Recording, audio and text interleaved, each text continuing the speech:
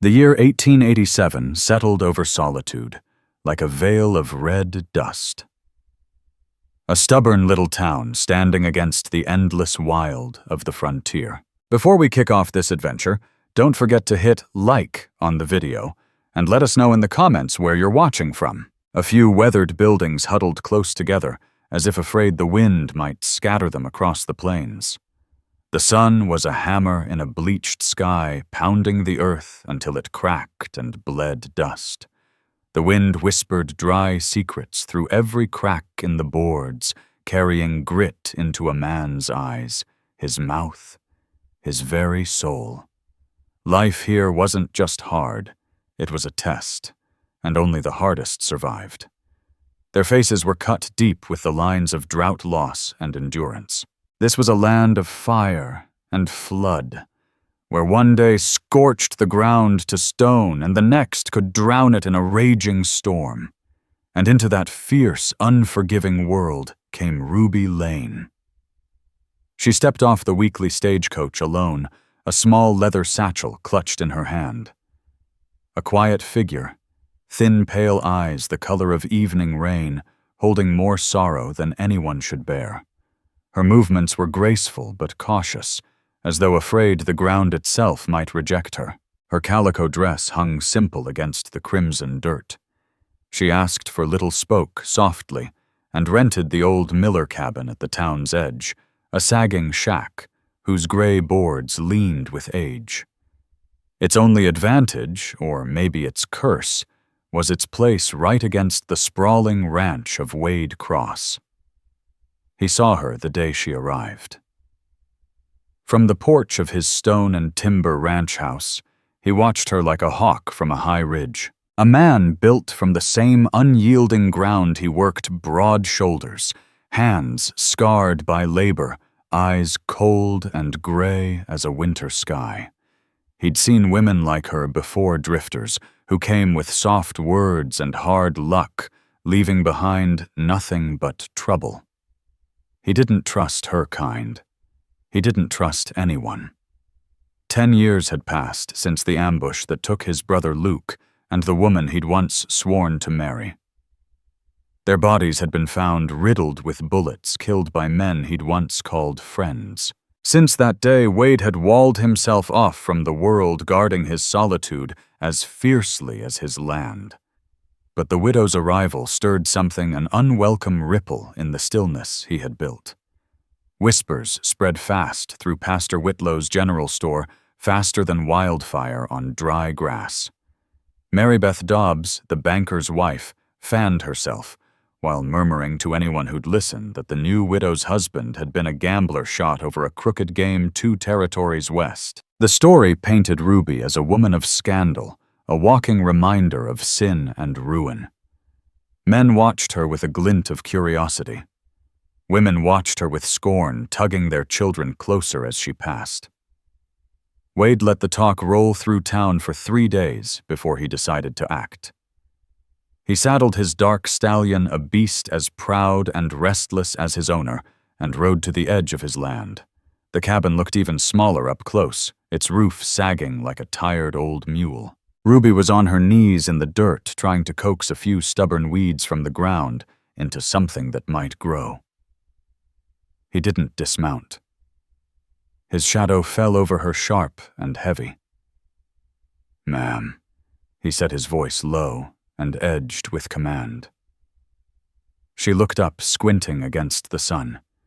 Her face was smudged with dust, a wisp of hair clinging to her cheek. For a heartbeat, he saw fear flicker in her eyes, but then came something else. Calm. Determination. "Mr. Cross," she answered quietly, steady as a stone. "This is a hard land," he said, his gaze sweeping over her small frame and the broken cabin. "It chews up the weak and spits out the bones. We've got our ways here. We don't take kindly to trouble." Ruby rose slowly, brushing the dirt from her palms. "I have no intention of causing trouble, sir. Trouble doesn't always wait for an invitation." He countered, eyes narrowing. "It follows some folks." She met his stare unflinching. "I'm stronger than I look, Mr. Cross." Then she turned her back and went right on weeding as if dismissing him. The quiet defiance in her grace struck him harder than any insult. Wade grunted, tugged his reins, and rode off, anger burning beneath his calm exterior. Ruby, meanwhile, endured the town's cold eyes and the rancher's scrutiny without complaint. She worked. She repaired the cracks in her cabin with mud and straw, scrubbed the floors until the boards gleamed, and offered help where no one asked for it. When Evelyn Hart, the blacksmith's wife, fell ill with fever, Ruby brought soup and tended to her through the night. When a farmer's wagon broke on the main road, she handed him water and soothed his frightened child while he fixed the wheel. She asked nothing in return, and most folks gave her only suspicion. But she kept going like a wildflower growing from dust. Then one evening, as the sky flared purple and gold, a child's cry cut through the still air. It came from the direction of Pastor Whitlow's store. Wade looked up from the porch where he'd been cleaning his rifle. He saw little Nora Callahan running and screaming, a stray dog snapping at her heels, until her father drove it off. The girl's leg was bleeding badly. Before the man could even lift her, Ruby appeared calm and sure, kneeling beside the child with a voice soft as summer rain. "Hush now, sweetheart. Let's have a look." Her hands moved steady and skilled. She tore a strip from her own petticoat, cleaned the wound, and wrapped it tight with a practiced twist, one that tugged at Wade's memory like a ghost's whisper. He'd seen hands like that once before, long ago, through fever and darkness. He watched her in silence, his heart heavy with something he couldn't yet name. Wade Cross was on his porch running a cloth down the barrel of his rifle when he heard it, a sharp, terrified cry from the direction of Pastor Whitlow's store. He looked up just in time to see little Nora Callahan, the storekeeper's daughter, sprinting down the street with a stray dog snapping at her heels. Her father chased it off, but not before its teeth tore a jagged gash in the girl's leg. Before the man could even reach his child, Ruby Lane was already there. She seemed to appear from the dusk itself, silent, quick, sure-footed.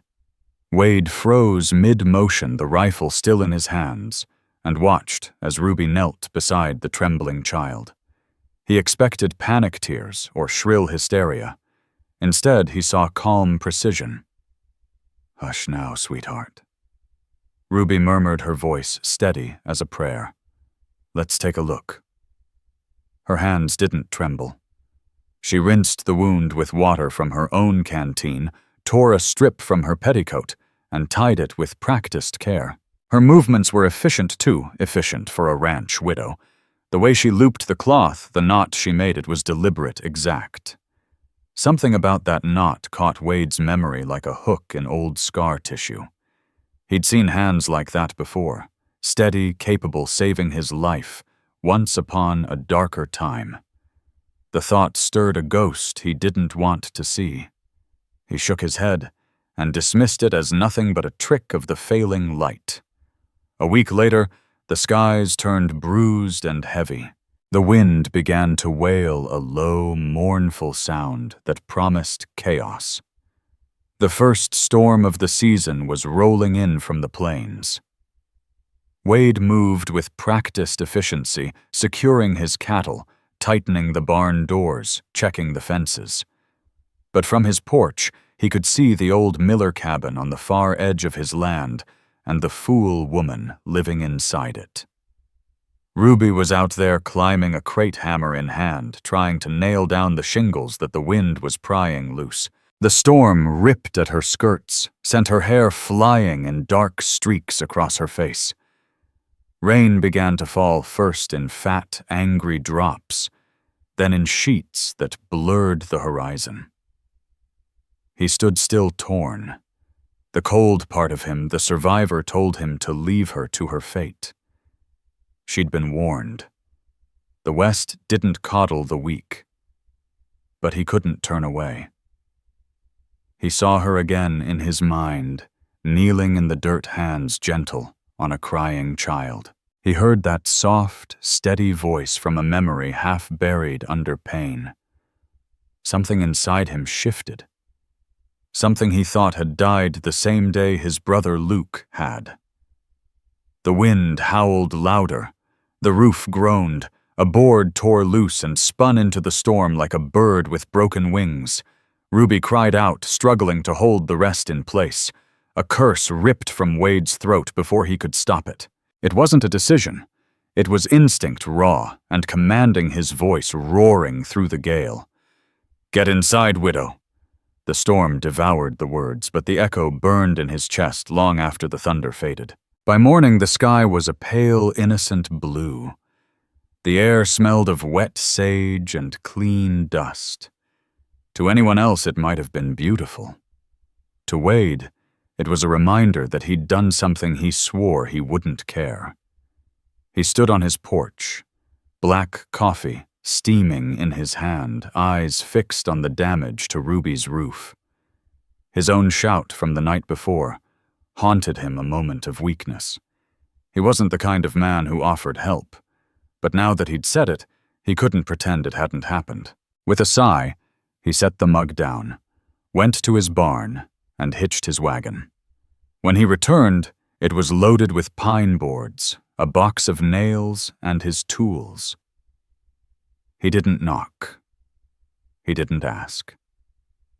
He just unloaded everything in the mud, the thud of wood on dirt, a wordless declaration. Ruby stepped out into the pale morning light, hair damp, eyes tired but steady. "Mr. Cross." She began, her voice small but sincere. "You don't have to. A job half done is an invitation to ruin," he cut in sharply. "I won't have a collapsing shack on my property line. It's an eyesore." He worked without pause, tearing away rotted planks, measuring, sawing, and hammering with precision that looked more like anger than kindness. He refused her water, ignored her attempts at thanks. She didn't argue. Quietly, she gathered the broken scraps, stacking them for firewood. They worked side by side in wordless rhythm, the gruff rancher and the widow he'd tried to ignore. By midday, the roof stood solid and straight again. When he packed up his tools, Ruby's voice stopped him. "Thank you, Wade," she said softly. It was the first time she'd spoken his name. The sound of it on her lips hit him harder than he wanted to admit. He grunted and walked away, the wall around his heart rebuilding brick by stubborn brick. In the weeks that followed, Ruby wove herself quietly into the life of Solitude. Her patch of earth turned green with beans, squash, and corn, a stubborn bit of color against the red desert clay. She asked for nothing. She just worked quietly, proving that even in a place as cruel as the West, something could still take root. When Ruby wasn't tending her garden, she could often be found on her small porch, a needle and thread moving in steady rhythm through her capable fingers. But she wasn't sewing for herself. She mended the baker's boy's torn trousers, patched the faded dress of a poor farmer's daughter, never asking for anything in return except a shy thank you. Her kindness, however, didn't sit well with everyone. Inside Pastor Whitlow's store, the air thick with gossip, Mary Beth Dobbs leaned close to her companions and hissed, "She's making herself mighty useful, isn't she? That's how widows survive out here, batting their lashes and stitching shirts until some fool of a man forgets he's got a wife at home." The other women murmured their agreement. By sundown, the whispers had spread like wildfire. Folks started calling Ruby the charming widow, claiming her charity was just a way to snare a man. Wade Cross heard the rumors too, but Wade was a man who trusted his eyes, not other people's tongues. And his eyes kept finding Ruby. He'd ride his fence line and catch sight of her teaching a child how to plant straight rows in the garden. Or he'd pass through town and see her giving the last of her bread to Amos Burke, an old prospector down on his luck. He told himself it was an act of performance, but the longer he watched, the less he believed it. One evening, while tracking a stray calf near the ridge that divided their lands, he saw her standing alone against the sunsetting. The dying light painted the sky in streaks of fire and violet. Her dress clung to her in the wind, and loose strands of hair fluttered around her face. It wasn't a performance. There was no audience, just her still, quiet shoulders heavy with something deeper than fatigue. When she turned slightly into the light, Wade saw sorrow carved into her features, something ancient and endless. And suddenly, it hit him. Not a memory, but the echo of one. That same expression, those same eyes filled with grief he had seen them before long ago through pain and blood and darkness. The jolt of recognition made him flinch.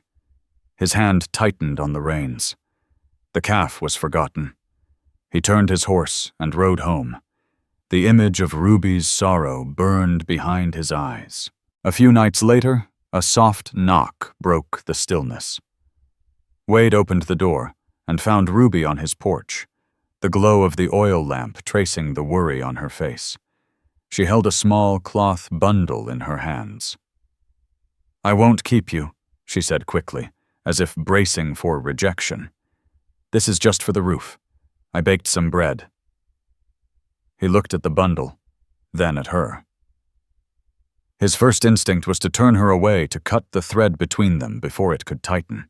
But the smell reached him warm yeast honey, something homey and soft, and before he realized it, he'd stepped aside. "Come in," he heard himself say. His house was stark, dark furniture, bare floors, stone hearth, everything cold except for the flickering lamplight. Ruby placed the bread on the table and turned to leave, but Wade gestured toward a chair. "Stay." He said the word quieter than he meant. "It's a cold night." They sat in silence for a while, the only sound the ticking of the clock. Then Wade tore a piece of bread. It was warm, soft, perfect. He chewed, swallowed, and almost against his will smiled. "It's good," he muttered. The words cost him something. Ruby smiled back, a small, genuine curve that transformed her whole face. "My mother taught me." The conversation started slow, then began to flow like a creek after rain. She told him about the farm she'd grown up on. Rolling hills, heavy rain fields that never ran dry. Her voice trembled with homesickness. Wade found himself talking, too. About the ranch. About Harlan Boone, his father who'd built it from nothing. About Luke, his younger brother who was supposed to build it beside him. "He was killed," Wade said finally, the words scraping from deep inside him. 10 years ago. Ambush on the North Trail. He and another. Ruby leaned forward, hands clasped tight, eyes locked on him. "An ambush," she whispered. "Who were they? What happened?" Her tone was wrong, too sharp, too knowing. It wasn't idle curiosity. It was like she needed the answer. A chill crawled up Wade's spine. "Just raiders," he said gruffly, cutting it short. "It was a long time ago." Her eyes dimmed again, that same deep sadness settling over her face like dusk. Something in him recoiled. He stood abruptly, needing distance, needing silence. The fragile peace between them shattered the next week when 5 strangers rode into Solitude. Hard men, lean and weathered, their faces unshaven, their eyes cold and mean. They didn't look like settlers. They looked like wolves sniffing for prey. Their hands never strayed far from their guns. The town grew tense. Doors locked earlier. Mothers pulled their children inside. Wade saw them watching Ruby's cabin from the saloon window, and dread clenched his gut. He rode straight to her place, dismounted hard, and knocked once. "There are dangerous men in town," he said, his voice low and sharp. "Bolt your door. Don't open it for anyone." You understand me, Ruby nodded, fear flickering in her eyes. He wanted to believe she'd listen, but deep down Wade knew her compassion was stronger than her fear. That afternoon, through the dusty glass of her cabin window, Ruby Lane saw one of the drifters shove Clyde May, the half-senile old farmer, sending him sprawling into the dirt road. The old man cried out, clutching his arm in agony, dislocated or broken, it was hard to tell. The drifter just laughed and sauntered off his spurs, jingling like mockery in the heat. That night, long after the moon had climbed high, Wade Cross was riding the outer line of his ranch when he spotted movement near her cabin, a faint, flickering shadow that shouldn't have been there. His pulse tightened. Hidden in the darkness, he watched as Ruby slipped out of her door, wrapped in a shawl, carrying a small bundle in her hands. His blood ran cold. Fool woman. He was certain she was meeting one of those drifters that her soft-hearted charity had turned into reckless stupidity. He followed her at a distance, silent as a predator. But instead of heading toward the saloon or the hills, she made her way to the small shack where old Clyde May lived alone. Wade watched her disappear inside. A single candle flickered to life. 20 minutes later, when Ruby emerged, he was waiting on the path, a storm barely contained beneath his calm. He stepped from the shadows and caught her arm, his grip like iron. "What in God's name were you doing?" he growled, voice low and dangerous. "Didn't you hear a word I said? I told you to stay inside." Clyde May was hurt, she said, trying to free herself. His arm was out of socket. I just set it and left him some salve for the pain. His anger didn't cool, it changed shape. Burned hotter. He wasn't just furious because she'd disobeyed him. He was furious because she'd scared him. Because for one blinding second, he'd imagined losing her, and the thought had terrified him. "You think you can save everyone, don't you?" he snapped. "Wandering around in the dark like some saint come to bless sinners? Those men aren't good people, Ruby. They'd hurt you for sport." She stopped fighting. She stood still, her face turned up to the silver light of the moon. Her calmness was a blade. "I once saved a man far worse than them," she said quietly, her voice cutting through his rage. "And he lived." The words landed like a stone in his chest. The rain that had battered her roof never returned. The sky clamped down over Solitude like a lid of molten steel. The sun turned cruel, and the land withered under its rule. Weeks bled into months. The earth cracked, the once red soil fading to a lifeless gray. The creek was nothing more than a bed of split mud and sun-bleached stones. Grass shriveled into brittle straw and cattle ribs pressed sharp against their hides. The drought had come, and it had no mercy. Wells across town began to fail one after another, coughing up muddy trickles before going dry. Yet the old Miller well on Ruby's property, dug deep and long forgotten, still gave water. Cold, clear, clean. At first, she shared it freely. Buckets left on her porch for anyone who knocked. But as the drought deepened, resentment grew. Men like Jed Boone, whose land was as barren as his heart, called her generosity foolish. "She's wasting it," he barked in the saloon. "Giving it away to every drifter and beggar while decent folk lose their stock. That water ought to go to someone who knows what to do with it." Wade heard the talk. He saw Boone's men riding too close to her fence line, their stares lingering on her cabin. A cold, protective instinct took hold in him. He told himself he was only watching his border, that trouble at her place would spill over to his. But deep down, he knew better. He was watching over her. From the shadows of the bluffs, he became her silent guardian. He saw the toll the town's scorn took on her, her tired eyes, her quiet endurance. But it was the nights that told the truth. One evening, when the moon hung thin and white as a bone, he saw a single light flickering in her window. Curiosity or something else drew him closer. Moving quietly through the brittle brush, he reached the window and looked inside. Ruby was kneeling on the floor, her back to him, head bowed. Her hands were clasped tightly, trembling. She wasn't praying for rain. She wasn't praying for herself. She was praying for someone lost. The sound of her muffled sobs hit him like a blow. He stepped back, heart pounding. For the first time in years, Wade Cross felt like an intruder, not on her land, but in the private grief of a woman whose soul ran deeper than he could understand. The reckoning came on a blistering afternoon. Ruby had gone to the dry creek bed to gather flat stones for her garden. The air shimmered with heat. Wade was nearby checking a spring on his own property. It was nothing now but a cracked pit of dust. He cursed under his breath, ready to turn back when he heard it. A scream. A woman's scream. He spurred his horse hard, clearing the creek bank in a single bound, his hand already on the grip of his colt. He found her pinned against the rock wall by one of the drifters who'd stayed behind after the others rode out. The man's hand was tangled in Ruby's hair, the other clawing at her dress. Wade didn't think. He roared a sound that came from somewhere primal, somewhere that remembered every loss he'd ever buried. He was off his horse before it stopped moving, charging forward like a storm given flesh. The drifter spun, startled, his face twisting into a snarl as he drew a knife.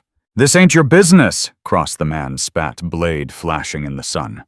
But Wade was already moving, and the look in his eyes said it was very much his business.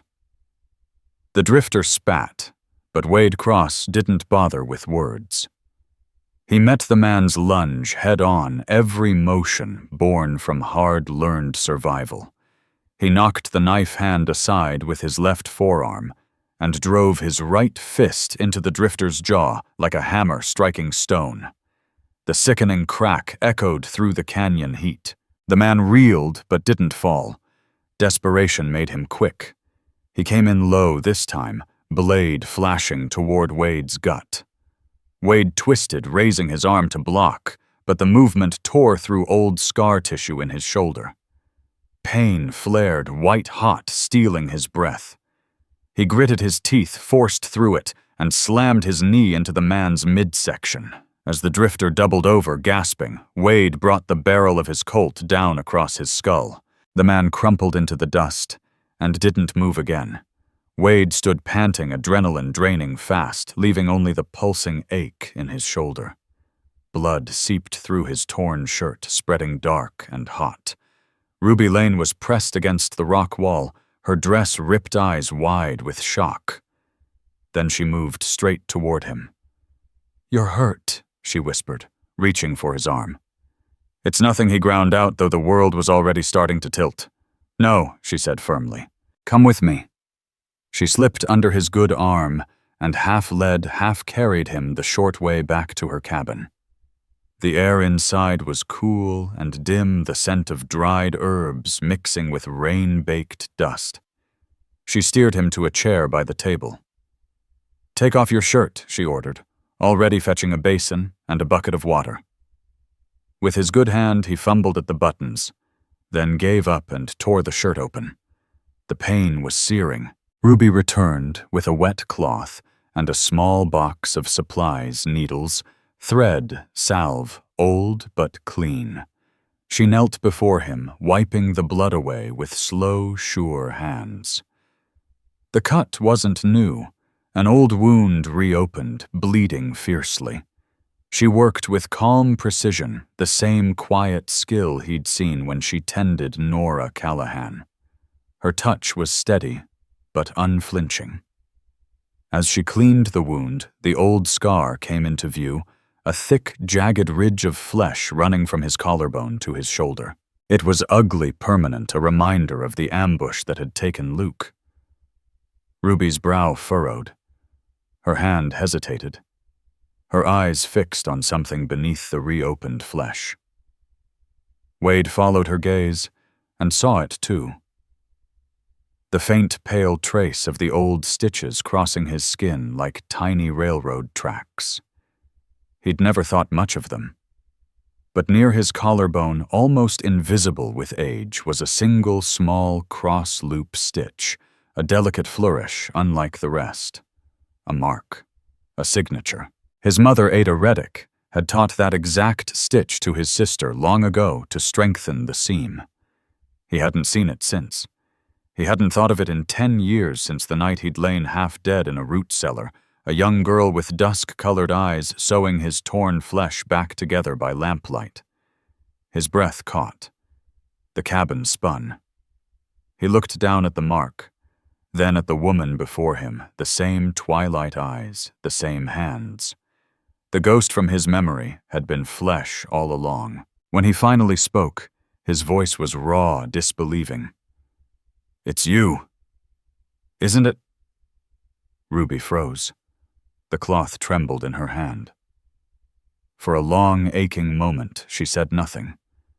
Then slowly her shaking fingers reached up and touched the faded stitch on his shoulder.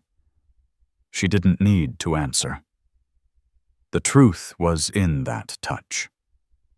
Recognition hit Wade like a lightning strike. He jerked back, shock twisting into anger, into confusion, into pain that had nothing to do with his wound. The pieces of his past, the lost girl, the unanswered debt, the empty years all crashed together at once. Why, he roared, his voice shaking the walls. "Why didn't you tell me?" Ruby looked up at last.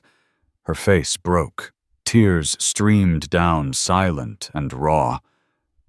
"I didn't know you were alive," she cried. "I searched for years. I heard nothing. I thought you were dead. I just wanted to live quietly, that's all." Wade stumbled out into the night like a man escaping a fire. The cool air bit at his bare shoulders, the half-bandaged wound burning in rhythm with his pulse. Her voice followed him. Those final words shattering everything he thought he knew. "I didn't know you were still alive." Back in his own cold, empty house, the silence felt different now. Strange, heavy, and filled with ghosts he could no longer ignore. Wade Cross poured whiskey straight onto the open wound, his hand trembling the burn, a poor substitute for the fire, tearing through his chest. Sleep didn't find him that night or the one after. His mind was a battleground. Every time he shut his eyes, two faces collided in the dark ruby lane, the widow eyes filled with quiet sorrow, and another face, smaller, younger. A child's face. A ghost from a time buried under gunfire and blood. For 10 long years, he'd lived with a hole in his memory, a black void between the ambush and the day he was found half dead. He'd accepted it as another scar like the one carved into his shoulder. But now Ruby's face had dragged a lantern into that darkness, and what it illuminated shook him to the core. He let the memory take him all the way back, away. The world had been fire and betrayal. The crack of rifles echoed off the canyon walls. Jed Crow, a man who'd once eaten at his father's table, raised his gun with a look of greed that Wade would never forget. The bullet struck Luke Cross square in the chest, throwing him from his saddle. Wade's own shoulder exploded in pain as another round hit, spinning him to the ground. He'd managed to crawl into the rocks, his pistol slipping from bloody fingers. The last thing he remembered was the smell of gunpowder and his brother's voice fading into nothing. Then darkness. When consciousness returned, it wasn't to sunlight, but to cold, damp air that smelled of earth and fear. A lantern flickered, and a voice whispered, "You're awake? Don't talk. They might still be out there." She couldn't have been more than 12, maybe 13, thin, smudged with dirt, her eyes enormous and dark as twilight. She held a bowl of water and a rag, hands shaking, but steady enough to clean the blood crusted on his shoulder. He tried to speak, but pain nailed him to the ground. Each time he woke. After that, she was still there, bringing him water, whispering to him, stitching his torn flesh with coarse thread she must have pulled from an old burlap sack. Her work was rough but determined. Every pull of the needle sent lightning through him, and still she murmured through clenched teeth, "You have to live. Someone's waiting for you. You have to live." When the fever came, he thought he saw his mother's face. He reached out weakly, and the girl took his hand, holding on until the shaking stopped. Then silence. The next time he opened his eyes, the lantern was cold. The cellar was empty. A sliver of daylight cut through a crack in the wooden door. On a crate beside him sat a crust of bread and a cup of water. The girl was gone. Only her stitches, crude life-saving, remained. She'd vanished like a spirit, leaving behind her mark and his life. Now that ghost had a name: Ruby. The realization hit him like a bullet all over again. But memory alone wasn't enough. He needed proof. He needed the truth. Wade saddled his horse before sunrise, ignoring the throb in his shoulder, and rode east. For 2 days he rode, with no rest, the same questions clawing at his mind. Why had she run? Why hadn't she told him? And why, after all this time, had she stayed silent? He found what he needed in Silver Creek, where a retired doctor named Eli Boone lived in a small white house on the edge of town. The old man was sitting on the porch, rocking slow pipe smoke curling in the air. Cross Boone squinted, then smiled faintly. "Haven't seen you in a decade." "Shoulder acting up again, something like that," Wade said tightly. "You remember that wound?" Boone nodded. "A man doesn't forget something like that. You were half dead when they found you in a root cellar off the North Trail. Whoever stitched you up did a terrible, beautiful job. Ugly as hell, but it held you together till I got there." "Do you know who it was?" Wade asked the question, barely leaving his throat. The doctor frowned in thought. "No. The place was empty when I arrived. Some said squatters had been living there, a man, a woman, and a girl, but they vanished right after the ambush. A man, a woman, and a girl. That was all the confirmation he needed. She had been real. She had saved him. And now she was living in a weathered cabin at the edge of his land. The ride back to Solitude was a blur of heat and dust. The anger was gone, burned out by something deeper, a raw, aching gratitude that felt almost holy. For 10 years he'd carried his brother's death like a stone, but he'd never once thought about the life that had been handed back to him by a frightened, dirt-smudged child with a needle and a lantern. When he rode into town at noon, the sun hung high and pitiless. A crowd had gathered outside Pastor Whitlow's store, their eyes fixed on 2 women standing in the dust. And Wade's heart clenched. Because one of them was Ruby Lane. Wade Cross recognized the voice before he saw her sharp, shrill, and cutting through the heat like a saw blade. Mary Beth Dobbs, the banker's wife, stood in front of the general store, her fan snapping open like a weapon as she pointed toward Ruby Lane. "She's a curse upon this town," Mary Beth declared, her tone righteous and venomous all at once. "Since the day she came, it's been nothing but drought, sickness, and sorrow. She carries the scent of sin, and the land itself rejects her." Ruby stood in the center of the street, a basket of mended clothes at her feet. She didn't speak. She didn't argue. She just stood there quiet and still, the afternoon sun spilling over her pale face. The whispering crowd fed on Mary Beth's fury, yet Ruby didn't flinch. She simply bore the hatred like she'd borne every hardship before, with quiet, unyielding dignity. Something inside Wade broke. The wall he'd built around his heart for 10 long years cracked wide open. He swung down from his horse and strode straight into the circle of gawking faces. The townsfolk parted for him like the Red Sea, their murmurs dying off, as he stepped between Ruby and her accuser. He looked at her, those twilight blue eyes full of heartbreak, and then turned to face the crowd. "You're wrong, Mrs. Dobbs," he said, voice low but steady, cutting through the silence like the crack of a whip. "This woman isn't a curse. She's the only reason I'm alive." He reached down, took Ruby's trembling hand, and lifted it so all could see.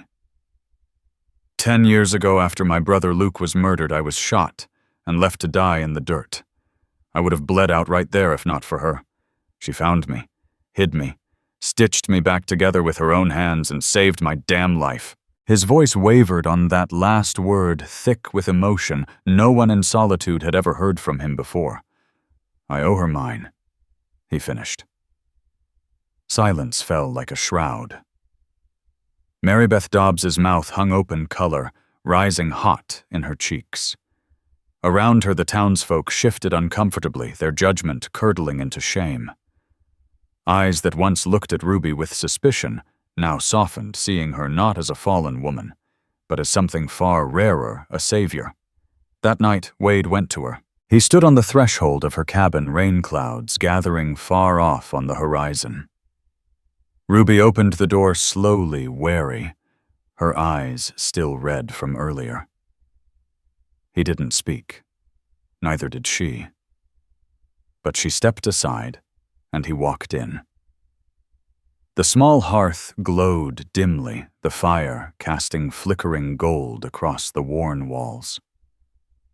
They sat across from each other in silence, the weight of a decade pressing down between them. "I spent years wondering what happened to you," Ruby finally said, voice barely more than a whisper. "If you survived. My father, he made us leave. Said the raiders might come back. I never stopped thinking about that night." Wade stared into the fire. "After Luke died, I didn't feel human anymore. I just kept breathing because I didn't know how to stop." Their words came halting at first, then poured freely, the distance of 10 years dissolving between them. She spoke of her husband, a cruel, loveless man, and the long, empty years that followed. He spoke of ghosts and silence and the slow erosion of purpose. By the time the fire burned low, they were no longer strangers tethered by tragedy, but two wounded souls drawn toward the same fragile light. When he reached out and brushed the tear from her cheek, Ruby didn't pull away. Her breath hitched as his calloused thumb lingered against her skin. Then she leaned into his touch. He hesitated, then closed the last inch of distance between them. The kiss that followed wasn't wild or desperate. It was tender, trembling. A homecoming long overdue. 10 years of grief melted into that single touch, the taste of forgiveness, and the quiet promise of a new beginning. When they finally broke apart, she pressed her forehead to his. "I thought I didn't deserve to love again," she whispered. But she did. And so did he. In the days that followed, something unspoken grew between them. Wade still worked his ranch by day, but as dusk fell, his horse could always be seen descending the hill toward Ruby's cabin. They began to live as man and wife in everything but name.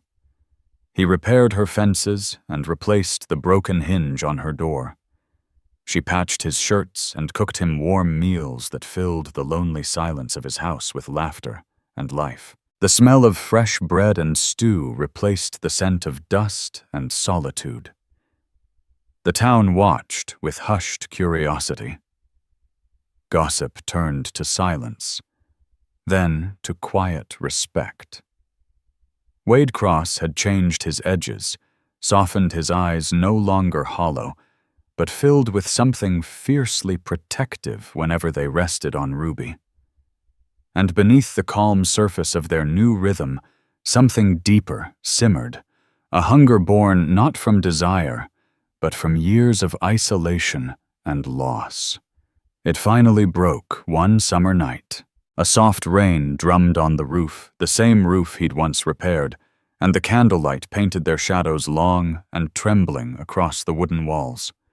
Wade sat beside Ruby, telling her about Luke, their boyhood, the fishing trips, the laughter that used to echo through the canyons. His voice faltered on the memory. Ruby reached out and placed her hand over his. In that quiet touch, the ache of 10 years began to heal. A rare, unguarded smile touched Wade Cross's lips, and Ruby Lane, watching him across the small wooden table, felt something bloom in her chest. A quiet, aching warmth she hadn't known in years. Without thinking, she reached across and placed her hand over his. His story faltered mid-sentence. He looked down at her hand, small, steady, resting against his rough, calloused one. The touch struck him like a spark on dry timber. He turned his palm upward, lacing his fingers gently through hers, his thumb brushing over the soft skin of her wrist. When his gaze lifted again, his gray eyes searched hers, asking a question he didn't dare voice. Ruby answered without words, squeezing his hand, her courage steady, her eyes unwavering. He stood pulling her with him. The distance between them disappeared like mist in sunlight. For a moment he simply held her, his arms firm around her waist, as though afraid she might vanish into the silence that had once filled his world. He buried his face in her hair, breathing in the scent of soap, prairie dust, and the faint sweetness that was hers alone. She pressed her cheek to his chest, feeling the deep, steady thrum of his heart. It was the sound of life, of safety, the sound she'd forgotten existed. His hand rose to her jaw, the touch hesitant, reverent, tracing the curve of her cheek. They were both strangers to tenderness, fumbling their way through a language they'd forgotten how to speak, learning it again, one trembling breath at a time.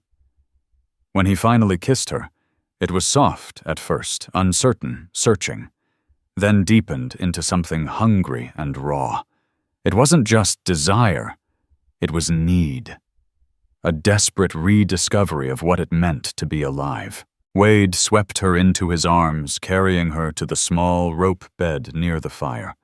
In the flickering candlelight, their shadows merged against the walls as the last defenses they'd built over years of loneliness fell away. It wasn't frantic or hurried. It was slow, deliberate, a reclaiming of what life and grief had stolen from them.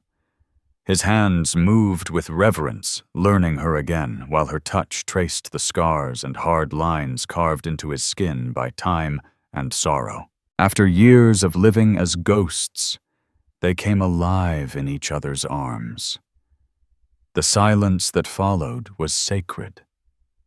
When it was over, they lay tangled in the thin sheets, the rain whispering softly outside. Wade trembled, holding her close. Ruby felt the warmth on her shoulder before she realized he was crying silent, shuddering tears from a man who hadn't wept since boyhood. He pulled her tighter, his voice hoarse.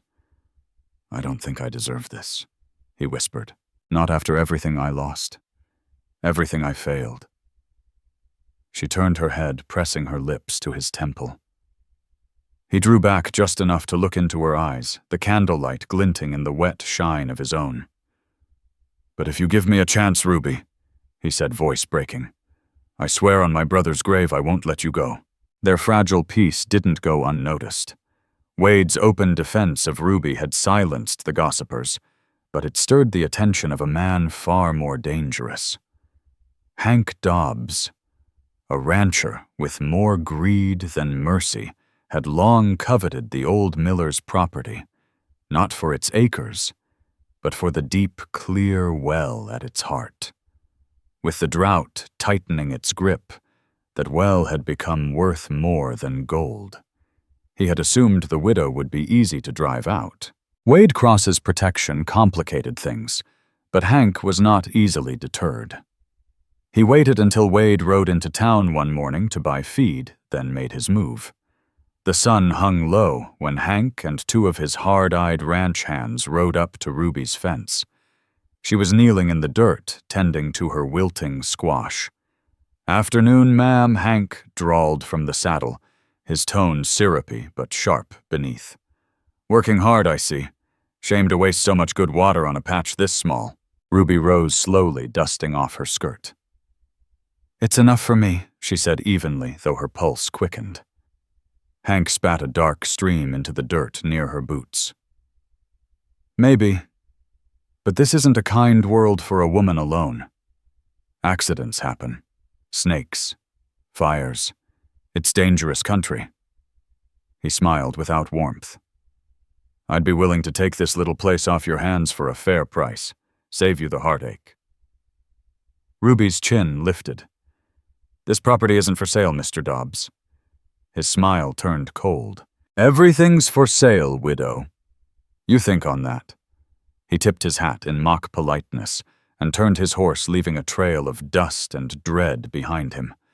When Wade returned and saw her face, he didn't need to ask.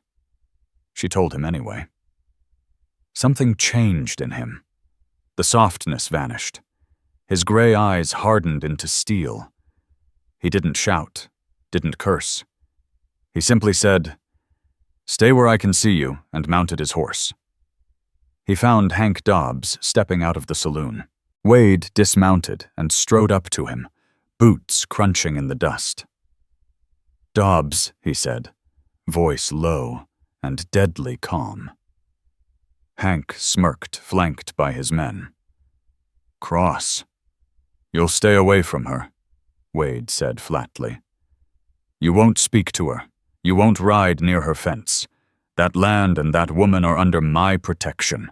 If I see you or your boys within 100 yards of her place, I'll take it as a threat, and I'll end it." There was no fire in his tone. No need for bluster, just a quiet certainty that made the blood run cold. Hank met his gaze and saw it the look of a man who'd faced death and walked away. The smirk died on his lips. He nodded stiffly and stepped aside. That night peace returned to the cabin, this time deeper than before.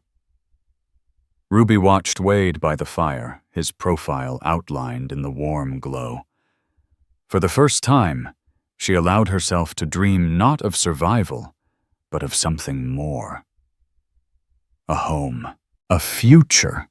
She pictured the cabin with one more room built onto the side, and for the first time in years, she let herself believe it might be possible.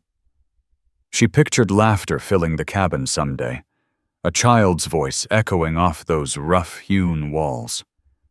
For the first time in years, Ruby Lane allowed herself to imagine something more than survival.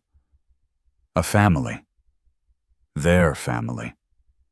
Across the room, Wade Cross must have felt that same shift, something silent, but certain. He looked up from the fire and met her eyes. "We should get married," he said simply, his voice steady as stone. "It's the right thing to do. It'll give you protection. A name, a claim. It'll make us proper." The word proper made Ruby smile faintly. A proper life, after everything they'd endured, felt almost too good to dream. For a fleeting second, joy welled in her chest, but then it faltered, strangled by the ghosts that still lived inside her. Her hands began to tremble. She looked down, unable to meet his gaze. Ruby Wade's voice softened, uncertain now. "What's wrong? I can't," she whispered the words, tasting like ash. "I can't marry you, Wade." His brow furrowed. He crossed the room and knelt before her, taking her shaking hands in his. "Why not?" Her voice cracked. "Because when you know the truth about my husband, about what happened, you'll look at me different."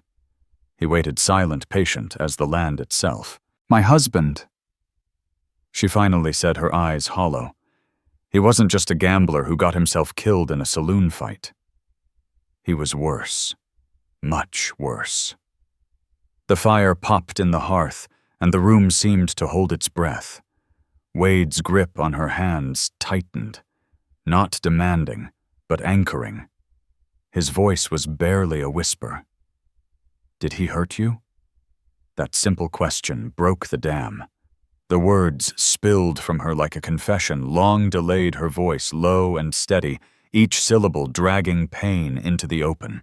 "My father was a good man," once she began, staring into the flames. "But bad luck and whiskey ruined him. When his debts came due, he sold me to settle what he owed. Sold me to a man named Jed Crow. Her voice trembled on the name. He was a liquor trader.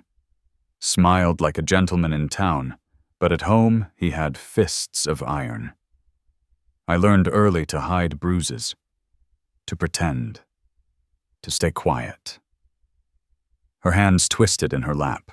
When his business started failing, he stopped seeing me as a wife and started seeing me as property. One night he brought a man home, a wealthy stranger. He said a wife's duty was to do whatever pleased her husband. He told me what he expected. I refused. The tears came then, hot and uncontrollable. He was drunk, furious. He grabbed me, dragged me toward the bedroom. There was a knife, he always kept it on the mantel. I thought he meant to scare me, but he stumbled. We fell. When I stood up, he wasn't moving. The knife was beneath him. Her voice cracked into silence. I ran. I didn't even pack properly. I just ran. Wade didn't speak, didn't move. His face was still unreadable except for the hard glint in his eyes, a fury so deep it was cold. But when he finally spoke, his tone was steady, quiet. You listen to me, Ruby. What that man did to you, what you lived through, that isn't your shame. It's his. She looked up, startled as he raised her trembling hands to his lips and kissed them softly. Your past doesn't scare me, he said, his voice rough with feeling. The only thing that scares me is losing you. He met her eyes again, unflinching, certain. Don't you ever leave me, Ruby Lane. Something inside her shattered and healed all at once. The last wall between them fell away. The next morning she packed her few belongings, and together they moved her into his stone and timber ranch house on the hill. Her touch transformed the place. The air smelled of bread instead of dust. A small rocking chair appeared by the hearth. The silence that had haunted the house for years was now filled with her soft humming. Most of Solitude had stopped whispering. Even the gossipers began to see them for what they were. Two people who'd crawled out of the wreckage of life and somehow found peace in each other. But peace on the frontier was fragile. Hank Dobbs, the man Wade had warned, didn't take humiliation lightly. To him, Wade's protection of Ruby wasn't a deterrent. It was a challenge. If he couldn't scare her off, he'd burn her out. He hired a drifter, a hollow-eyed man who'd do anything for a bottle, and gave him simple instructions. The attack came in the dead of night. Ruby woke to the frantic cries of a horse outside her heart, slamming in her chest. Wade was already on his feet, pulling on his trousers and reaching for his rifle. A red glow lit up the sky beyond the window. The old stable, Ruby gasped. Stay here, Wade ordered, already sprinting for the door. But she was right behind him. It was her horse, her home. They reached the clearing to find the small stable fully engulfed flames clawing at the night sky. The mare screamed from inside, trapped and thrashing. The support beams giving way, Ruby cried. Wade didn't hesitate. He handed her the rifle. If anything comes out of that dark that ain't me or that horse, shoot it. Then grabbing a wet blanket from the trough, he threw it over his shoulders and plunged into the blaze. The seconds stretched into forever. When he emerged, again coughing, his shirt smoking, the terrified mare burst out behind him. He drove her clear of the flames just as the roof collapsed in a roar of sparks and ash that lit the whole valley. Ruby dropped the rifle and ran to him, her heart in her throat. He caught her against his chest. Both of them trembling beneath the burning sky, two survivors standing in the glow of everything they refused to lose. He had saved the horse, but not himself. When the burning beam split, a flaming shard crashed down, striking Wade Cross across the back and head. He fell without a sound. Wade Ruby Lane screamed, running straight into the heat and smoke. She dragged him away from the collapsing stable, her hands blistering her lungs, choking on ash. He was limp in her arms, blood soaking the side of his head, his back scorched raw by fire. The wound was deep blood pulsing out in terrifying rhythm. She pressed her palms against it, but the flow didn't stop. Panic clawed at her chest. She couldn't lose him, not after finding him again. Her mind raced, searching desperately for something, anything. Then she remembered an old story her grandmother once told beside a winter hearth. A woman's hair given freely can staunch the river of life when it runs too fast. It was foolish frontier superstition, but in that moment it was hope. Ruby dragged Wade back to the ranch house, her strength fueled by sheer will. Inside, she grabbed the sharpest scissors from her sewing basket. Without hesitation, she gathered her long chestnut hair, the same hair Wade had once buried his face in, and cut. The shears rasped through the silence, and locks of it fell around her, like dark rain. She pressed the shorn hair against his bleeding wound, packing it firmly before tying a strip of torn sheet around his head. It was primitive, desperate an act born of love, not reason. For days, she didn't sleep. She cleaned his burns with cool water and wild herbs, spooned broth between his lips, and prayed with a ferocity that made her hands shake. When Eli Boone, the doctor from Silver Creek, arrived, he shook his head in disbelief. The bleeding had stopped. The fever raged, but hadn't taken him. "If he wakes, ma'am," he murmured, "it'll be a miracle." On the fourth day, Wade stirred. His eyes blinked open, hazy and glassy, until they found her. She rushed to his side, holding a cup of water to his lips. He drank, then stared at her short, uneven hair, the dark circles under her eyes, the exhaustion etched into every line of her face. He saw everything, the fear, the strength, the unbreakable love, and a tear slipped down his temple. "You didn't just save my life," he whispered, voice raw as desert wind. "You saved my soul." Recovery came slow, but with every sunrise, Wade's resolve hardened. The fire had burned more than wood it had burned away. Hesitation. "Hank Dobbs won't stop," he said one morning, sitting upright for the first time. "So I'm putting an end to it." His voice was firm again, steady and unyielding. "I'm going to the county seat. I'll see a lawyer. Your land goes in your name, legal and binding. And mine goes in both of ours, as husband and wife. This is our home now, Ruby. No one will ever threaten it again." News of the fire spread through Solitude, along with tales of Ruby Lane, the widow who had twice saved Wade Cross's life. The same townsfolk who once whispered against her now came forward, led by Pastor Whitlow, hats in hand, humility in their eyes. "Ma'am," Pastor Whitlow said softly, "the town owes you more than words. We were hoping. The children of the poorer families, they've no school, no teacher. Would you consider it?" Ruby looked from their faces to Wade's, who sat in his chair, pride shining in his eyes. After years of shame and silence, the world was finally seeing her not as property or rumor, but as herself. "Yes," she said, her voice clear and sure. "I'd be honored." They married that Sunday beneath the open sky. No church, no finery, just the two of them standing on the porch of the ranch house that had survived flame and fate. Pastor Hale, a kind-eyed circuit judge, officiated while Pastor Whitlow and little Nora Callahan, clutching a wildflower bouquet, stood as witnesses. The townsfolk gathered, faces warm with genuine affection. Ruby wore her best blue dress, her short hair adorned with a single white bloom. Wade had never seen anything so beautiful. When the judge pronounced them husband and wife, a cheer rippled across the prairie. Wade smiled, really smiled for the first time in years. Then he leaned down and kissed his bride slow and sure, sealing a promise forged in ash and endurance. The celebration that followed was simple lemonade, a small cake laughter carried on the wind. For once, the ranch felt alive, not haunted, not hollow, but filled with warmth and belonging. Meanwhile, miles away in the county seat, Hank Dobbs drank alone in a dim saloon, his pride in tatters. Wade's testimony, backed by the drifter he'd captured and turned over to Colt Reddick, the sheriff, had destroyed him.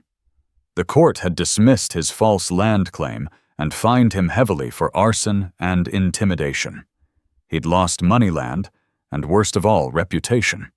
But a man like Hank didn't let pride die quietly. The law had failed him. So now he turned to the only law he still trusted, the law of the gun. And in a smoky corner of the saloon, he found his weapon.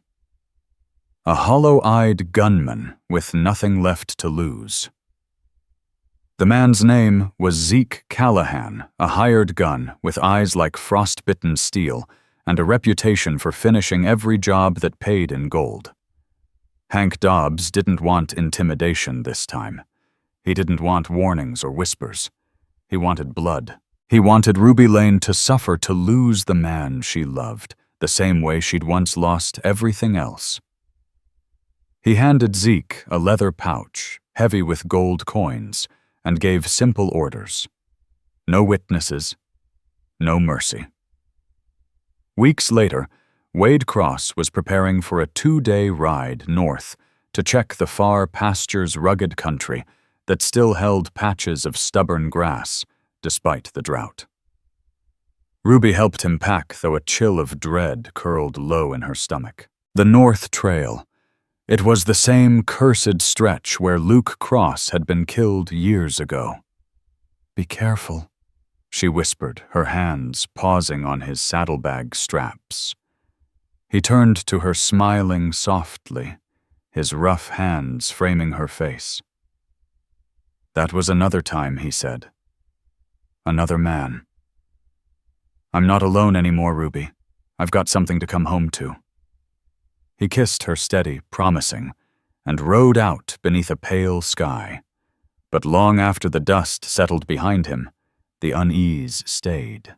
That afternoon, while gathering supplies in town, Ruby overheard 2 of Hank's ranch hands by the water trough. Voices slurred with whiskey and arrogance. "Can't believe the boss paid that much gold for one man," one of them muttered. "It ain't about the man." The other laughed darkly. "It's the message. Dobbs wants Cross gone. Kane'll be waiting for him Red Creek crossing dawn tomorrow. Cross won't even see it coming." Red Creek. The name struck like a gunshot. It was the only way home from the northern pastures. They knew his route, his timing. Ruby's heart seized. She didn't stop to think. Didn't stop at all. She ran for the stable, throwing a saddle on her mare with trembling hands. Within moments, she was galloping out of town, wind tearing at her hair, fear pounding in her throat like thunder. "Please," she whispered into the cold night, "let me reach him in time." The moon followed her across the prairie, silent and merciless. She rode through the darkness over rocky ridges and dry creek beds, her body aching, but her will unbroken. By dawn, she reached Red Creek Crossing, where the canyon walls pressed close and shadows still clung to the earth. It was the perfect place for an ambush. Ruby dismounted, crouching low as her eyes swept the ridgeline. And then she saw it. A flicker of motion on the bluff above. A rifle barrel glinting in the first thin rays of sunrise. Zeke Callahan lining up his shot. And then hoofbeats. Wade riding down the trail unaware. Calm. Exposed. He was still 100 yards out, too far to hear her voice. Ruby bolted from cover. Not toward Wade, but into the open stretch of trail ahead of him, waving her arms wildly. Wade. "Get down!" she screamed. His head jerked up in confusion, and at that same instant Zeke saw her too. A curse echoed off the rocks, then the sharp crack of a rifle split the dawn. Ruby didn't see the muzzle flash, only Wade, tall in the saddle, a perfect target. Instinct took over. She lunged forward, slamming into his leg and the horse's flank. The animal staggered sideways, Wade thrown off balance, just as the bullet hissed through the space where his heart had been. But it didn't miss entirely. A searing pain ripped through Ruby's arm, spinning her to the ground. Blood bloomed crimson through her sleeve. Wade's world narrowed to that sight. Ruby falling blood soaking her arm. The echo of the shot still hanging in the air. In an instant, the calm rancher was gone. The soldier of 10 years past returned. Before his horse had even stopped, Wade was on the ground, rifle in hand, rolling behind a rock. Another shot cracked from the ridge, spraying stone chips near his head. But Wade wasn't prey anymore. He was the hunter. He saw the glint of the rifle barrel. Exhaled. Fired once. The sound of his shot was followed by a strangled cry. The gunman's body slumped forward, weapon clattering against the rocks. Wade didn't wait. He was already running toward Ruby. She was pale, gripping her wounded arm. Wade, she gasped, fear and relief mingling in her eyes. "I'm here," he said hoarsely, dropping to his knees beside her. His fingers pressed against the wound clean through the flesh, missing the bone. Painful but not fatal. He tore a strip from his shirt and bound it tight, his hands trembling with equal parts fury and gratitude. Then he looked toward the ridge, his eyes cold as a winter storm. "Stay here," he ordered quietly. He climbed, silent, swift. Zeke Callahan lay sprawled in the dirt, a dark hole in his chest, dead eyes staring into the endless blue. Nearby, a horse stood tethered, and its brand froze Wade's blood. Hank Dobbs hadn't just hired the killer. He'd come to watch, scanning the canyon. Wade spotted him, a lone rider already fleeing, spurring his horse hard toward the border. Wade didn't follow. Not yet. The reckoning would come, but not in haste. He had something more precious to protect first. He returned to Ruby Lane, gathering her gently into his arms, lifting her as if she were the most precious thing left in the world. He set her carefully across his horse, holding her close against his chest, as they began the slow, silent ride back toward Solitude. By the time they reached town, Colt Reddick, the sheriff, had already caught up with Hank Dobbs near the border. Backed by Wade Cross's testimony and the dead gunman's rifle as proof there was no escape this time, the man who had poisoned their peace was done, and for the first time in years, the town of Solitude could breathe easy. Ruby's wound turned worse before it healed. Fever gripped her for days, her body shaking, lost between this world and the next. Wade never left her side. He sat in a worn chair by her bed, night after night, his voice a steady hum through the long, fearful hours. He told her everything he had never told another soul. About growing up on the ranch with Luke, about the stubborn pony named Buck, who'd taught him more about patience than any preacher could. About how he and his brother once tried to float down the creek on a makeshift raft and nearly drowned, laughing. He told her about Ada Reddick's gentle kindness, about Harlan Boone's hard but steady love. In that little bedroom filled with the scent of herbs and damp cloth, Wade laid his heart bare, piece by piece. And one quiet night, the fever broke. When Ruby opened her eyes, she saw him head slumped forward, still holding her hand in his sleep. A week later, she sat wrapped in a blanket on the porch. A soft rain was falling, the kind that whispered life back into the soil. Wade sat beside her, their fingers intertwined.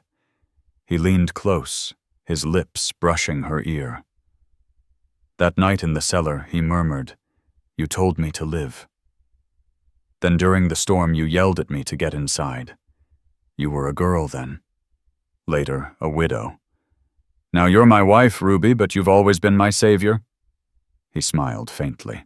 And you don't have to tell me to get inside again. I already am. I'm inside your heart, and I'm never leaving. Peace settled over the Cross Ranch like a warm quilt.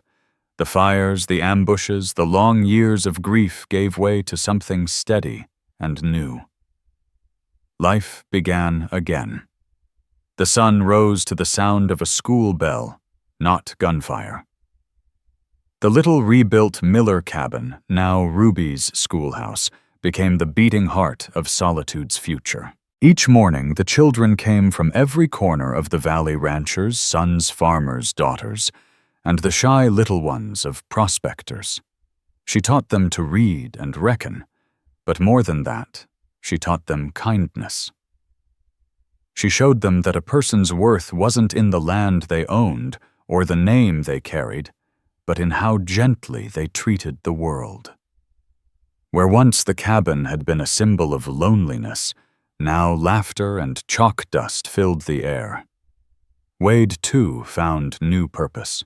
He worked the land with hope instead of duty. The fields he once plowed in grim silence now grew green with barley, tender shoots swaying against the red clay. The ghosts that had haunted him were gone, laid to rest by Ruby's love. And in their place, there was peace. Ruby's story spread quietly, carried on wagon wheels, and whispered between women across the frontier. Letters began to arrive, all addressed simply to the school teacher Solitude. They came from dusty towns and lonely homesteads, women who saw themselves in her. "How do you keep a soft heart in a hard land?" one asked. "They call me weak for forgiving, and my husband a fool for kindness. But your story gives me hope." Ruby answered every letter, her words gentle and full of truth, offering comfort to women who were still fighting their own wild country. One evening, Wade appeared at the schoolhouse door, his hat in his hands. "The old cabin," he said softly. "The school's thriving there, but it was your first home. I want to make it right." He wasn't just talking about wood and nails. He meant her memories, the pain, the scars, the beginning. Over the next weeks, he rebuilt it with his own hands, not as the shack it once was, but as a real home. Strong beams, a porch that faced the sunrise windows that caught the light. And when it was finished, he added one more thing: a small room on the east side sunlight, spilling through a single clear pane. "What's this room for?" Ruby asked, as they watched the sunset turn the wood gold. Wade didn't look at the room. He looked at her. "For the future," he said simply. "For whoever's meant to join us here." He wasn't just building walls, he was building hope. Their love, once born from pain and fire, had settled into something deep and lasting. At night they'd sit on the porch of the main house, the wide prairie stretching before them, the stars spilling across the sky like scattered silver. On one of those nights, Ruby fell quiet. Slowly she placed a hand over her belly, a small, tender gesture, full of wonder and quiet awe. Wade saw it, and the world seemed to still. His breath caught his heart hammering with something fierce and beautiful, not fear, not doubt, but joy pure and protective. He reached out, covering her hand with his calloused fingers trembling as they rested on that fragile promise of life.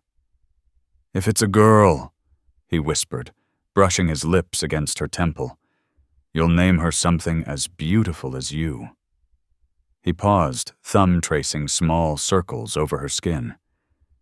"And if it's a boy, I'll teach him how to be a good man. I'll teach him how to love with the strength and soul you've shown me." Under the sweep of the Milky Way, the past and the future came together like two rivers meeting. And in Wade's mind, a single memory bloomed, the one that had begun it all. The world-fading pain burning through him, and a young girl with the eyes of an old soul stitching his shoulder with trembling hands. She hadn't known his name.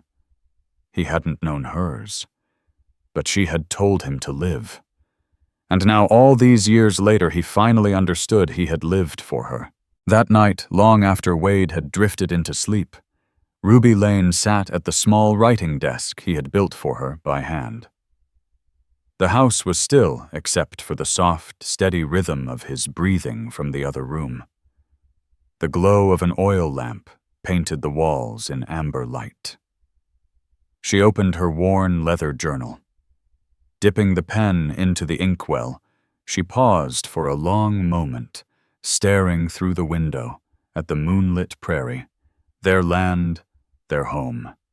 Then, with a deep breath, she began to write. I came to this place with nothing but a satchel and a name I never chose. To this town, and to the man on the hill, I was simply the widow. A name that spoke only of what I'd lost, not who I was. For a long time, I believed that was all I'd ever be. A ghost living in the shadow of a life that was never truly mine. But the West, in its cruel and beautiful way, has a habit of remaking the broken. It can crush you, and yet somehow it can also make you whole. I was once just a widow. But he looked at me and saw more. He saw a savior. He looked at me and he called me by the name of my destiny, his wife. She set the pen down, her fingers tracing the words as the lamp flame trembled in the quiet. Outside, the night stretched endlessly wild, silent, eternal. And within that silence, the frontier no longer felt empty. It felt alive with the promise of love, of rebirth, and of everything they had built together, from ashes and dust. If this story has touched your heart, I invite you to stay with us to discover more true tales of the Wild West. Stories that honor resilience, tenderness, and the spirit that God placed in those who blazed the trail. Subscribe, share, leave your thoughts in the comments, and join us once again to journey across this untamed land. Thank you.